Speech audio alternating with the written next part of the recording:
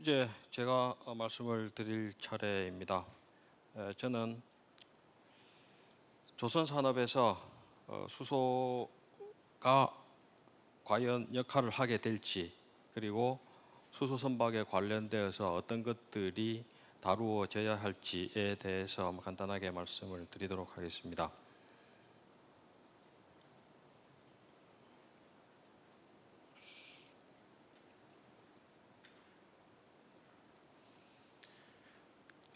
간단하게 세 파트로 구성을 해보았습니다. 첫 번째는 앞에서 다른 연사분들께서도 말씀을 많이 해주셨는데, 그린하우스 가스 에미션을 줄이는 노력에 대한 대책이 어떤 것들이 있는지, 어떤 준비를 해야 되는지, 그리고 조선 산업에서 수소를 다루고 있는 수소 선박에 대한 오버뷰, 그리고 수소 선박이 실현화되기 위해서 어떤 것을 거쳐야 하는지에 대해서 말씀을 드리도록 하겠습니다. 이미 앞에서 많은 연사분들이 말씀을 해주셨는데, IMO가 채택하고 있는 온실가스 저감 정책은 역사적으로 꽤 오랜 과정을 거쳐왔습니다. 그래서 최근 황산화물, 질소산화물에 관련해서는 죄송합니다.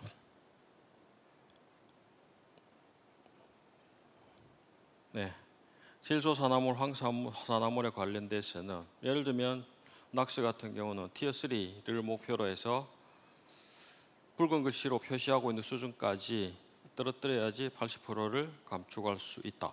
그리고 황산화물 같은 경우는 2020년 기준으로 역시 마찬가지로 붉은 글씨만큼 떨어뜨려야지, 물론 에리어에 따라서 다릅니다. 에카도 있고 전체 전 공통적인 해역도 있는데 이 정도 수준을 유지할 수 있다. 그리고 CO2 관련돼서는 2008년 기준으로 2050년에 배출량이 50%까지 떨어뜨리게끔 규정을 하고 있습니다.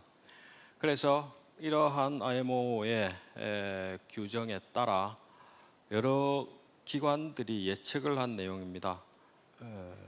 선박에서 CO2 감축을 하기 위한 여러 가지 방법들 중에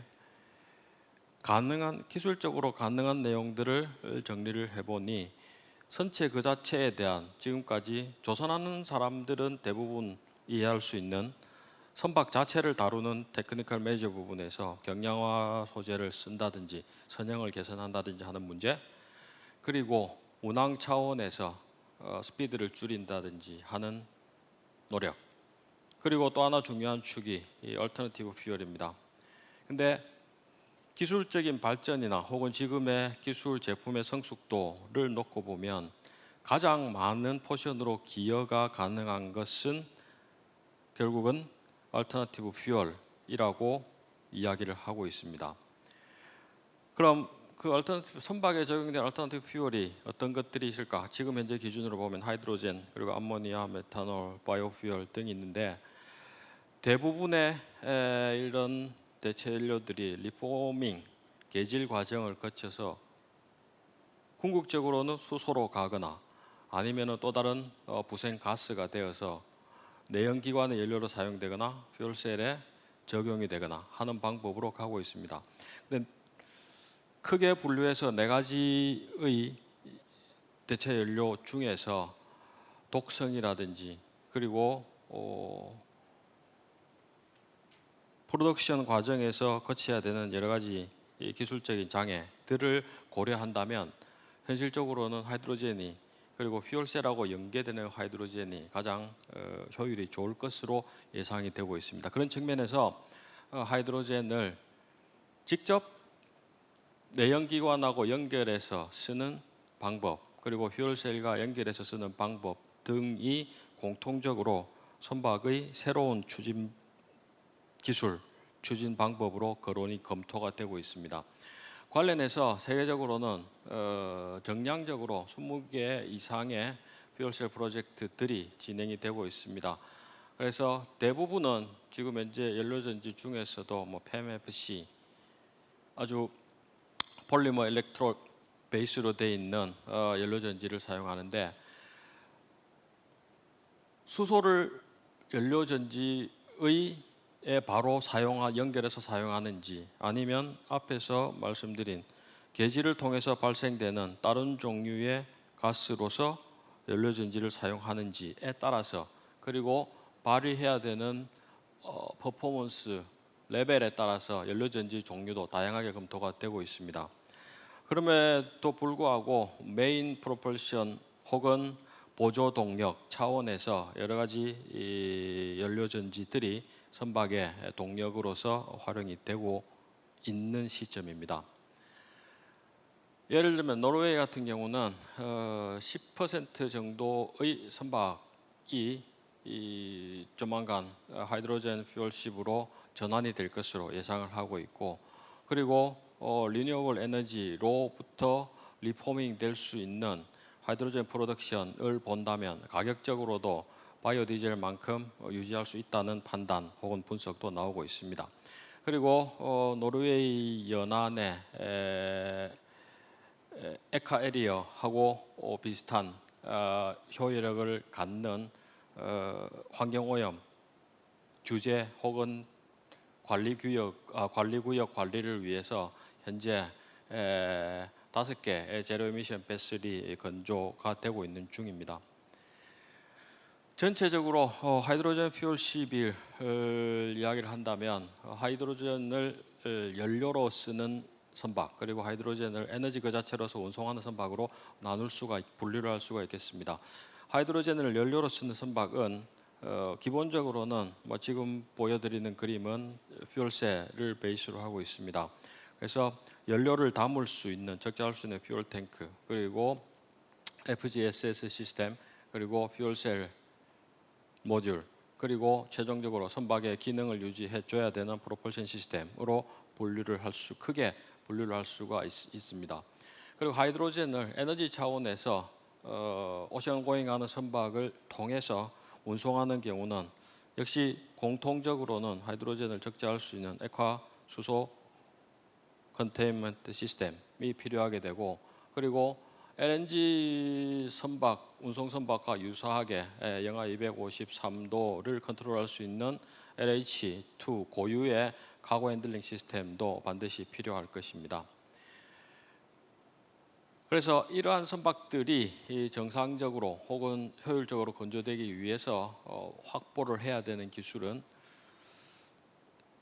수소 연료전지 추진 선박, 그리고 액화수소 운송 선박, 공통적으로 핵심적으로 필요한 기술 파트들은 아까 말씀드린 부분처럼 에너지 퓨얼 스토리지 탱크, 그리고 퓨얼 가스 서플라이 시스템, 그리고 동력을 실제로 발휘를 해줘야 되는 퓨얼셀 시스템, 그리고 에너지 스토리지 시스템, 그리고 선박 고유의 기능을 갖춘 프로펄션 시스템으로 나눌 수가 있겠습니다.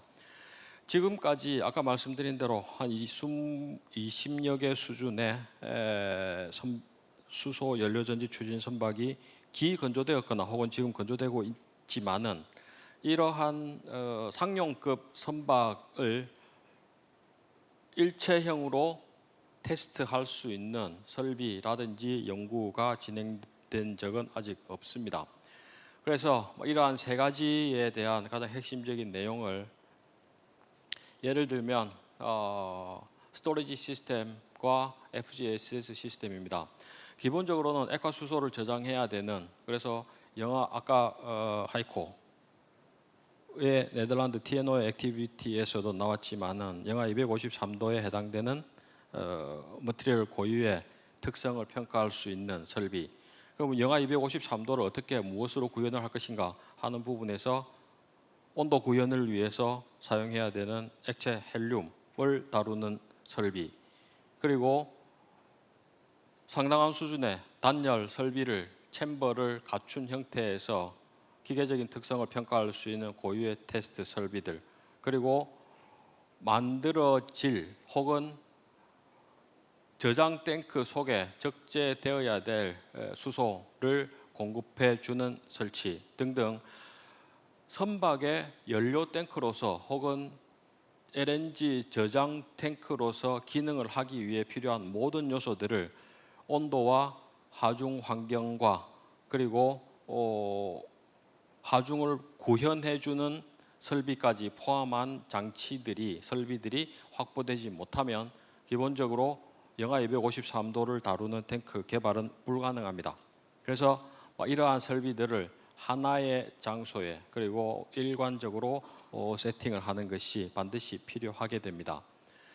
그리고 두 번째, 선박이 연료전지를 이용해서 구동을 하게 되면 추진력을 확보를 하려면 동력을 발생을 시켜야 되는데 거기에 기본적으로 사용되는 것은 아까 여러 가지 FMC를 포함해서 연료전지 종류들이 많이 있었습니다만 연료전지가 필요하게 됩니다.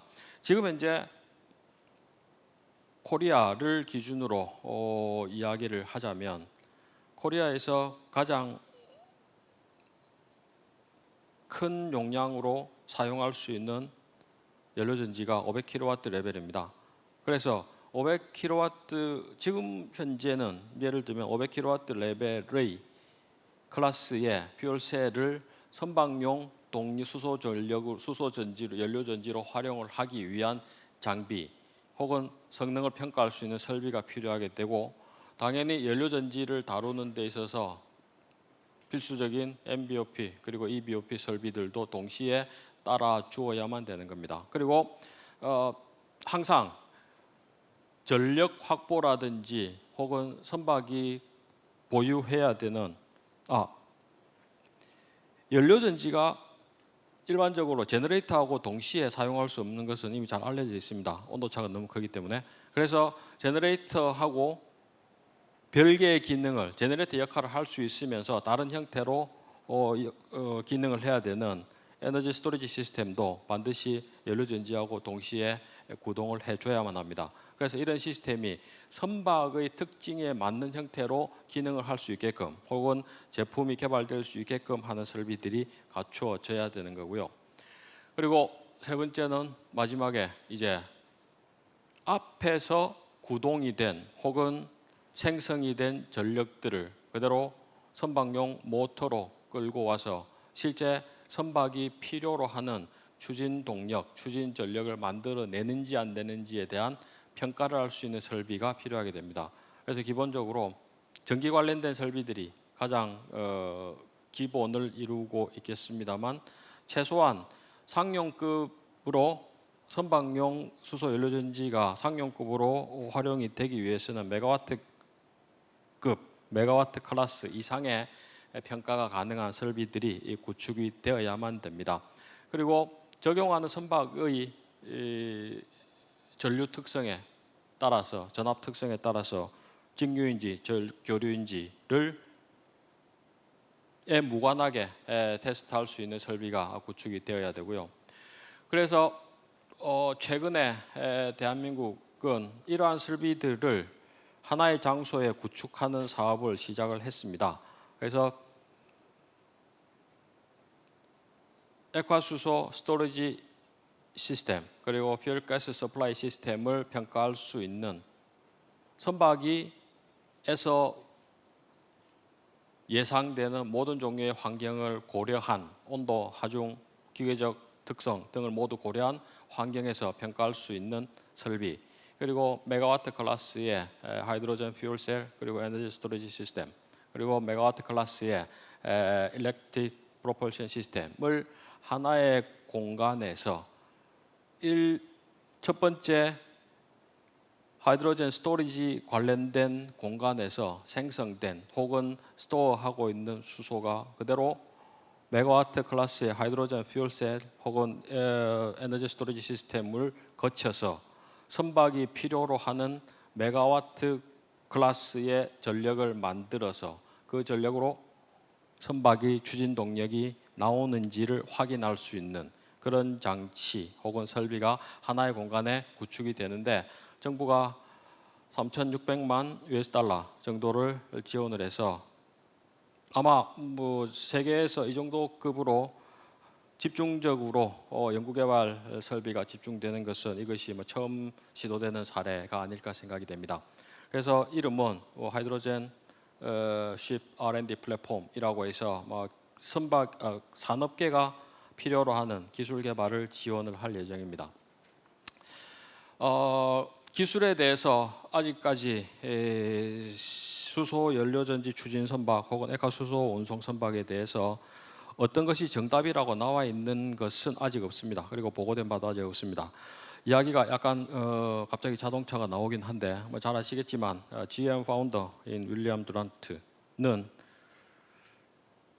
GM 파운더로 알려져 있지만은 사실은 자동차가 미국에서 주된 운송 수단으로 자리 잡기 전에 마차 사업의 제일 큰 시장 마켓 시어를 가지고 있었던 사람입니다. 그러면 바꿔서 이야기하면은 자동차가 출현함으로 해서 시장을 제일 많이 잃을 위험이 있는 사람이었다는 거죠.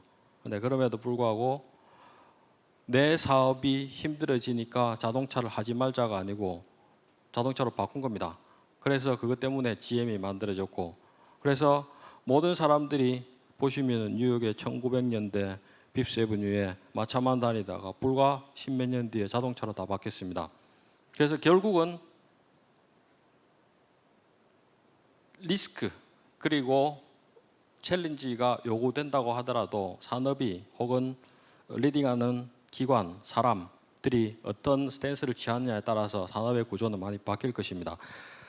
한 가지 확실한 것은 아직까지 하이드로젠은 아까 하이코가 여러 가지 뭐 측면에서 앞으로의 수소의 가능성을 이야기를 해 주셨지만 현실적으로는 하이드로젠이 모든 지금 현존하는 에너지를 대신할 수 있는 단계는 아닙니다. 그렇다 하더라도 또 하나 확실한 것은 이제 더 이상은 포슬 퓨얼은 점점 더 포션을 줄여가고 없어질 거라는 것이고, 그래서 100여 년 전에 자동차 사업에서 이 패러다임이 바뀌었듯이 선박에서도 추진 시스템의 변화부터 시작해서 조선 산업에서 실제 에라 오브 하이드로젠이 만들어지게끔 학계나 여러 관계 기관들이 힘을 모아야 되는 시점이라고 생각됩니다. 이상으로 발표를 마치겠습니다. 감사합니다. 따뜻한 박수 부탁드립니다. 이재명 교수님 발표 감사합니다.